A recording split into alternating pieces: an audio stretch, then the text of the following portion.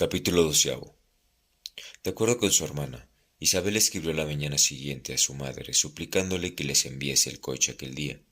Pero la señora de Bennet, que había calculado que la estancia de sus hijas en Netherfield duraría hasta el jueves siguiente, en que Juana llevaría allí una semana justa, no se avenía a recibirlas antes de esa fecha. Su respuesta no fue, pues, propicia, o por lo menos no fue a gusto de Isabel, quien estaba impaciente por volver a su casa. La señora de Bennet les decía que no era posible disponer del coche hasta el jueves, añadiendo en la posdata que si el señor Bingley y su hermana las instaban a quedarse más tiempo, accedería muy a gusto.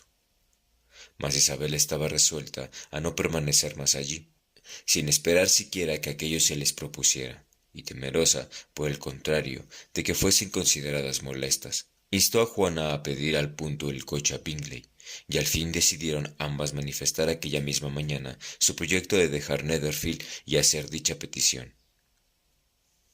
Esta petición provocó abundantes manifestaciones de sentimiento y que repetidas veces expusieran las Bingley su deseo de que se quedasen ellas hasta el día siguiente por lo menos. Y así, hasta el día siguiente se demoró la partida. Con todo, a la señorita de Bingley no le agradó la dilación, pues sus celos y desagrado por una de las hermanas excedían mucho a su afecto a la otra.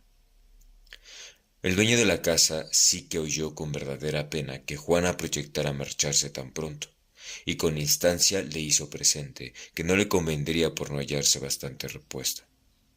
Pero Juana era firme en todo cuanto juzgaba bien hecho.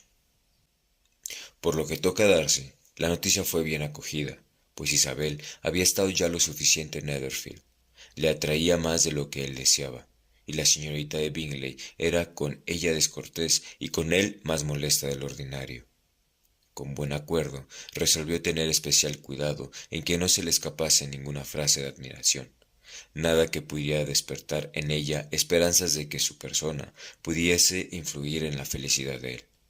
Atento a que si semejante idea había acudido a ella, la conducta que mostrase él el último día debía pesar para confirmarla o ahuyentarla. Fiel a sus propósitos, apenas habló 10 palabras en todo el sábado, y aunque se les dejó solos durante media hora, se dedicó a su libro y ni siquiera la miró. El domingo, tras el servicio religioso de la mañana, se verificó la separación, tan grata a casi todos.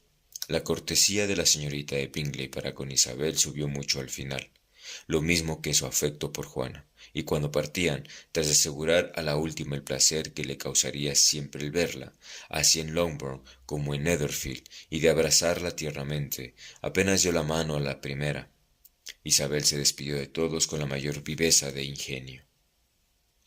No fueron muy cordialmente recibidas por la madre.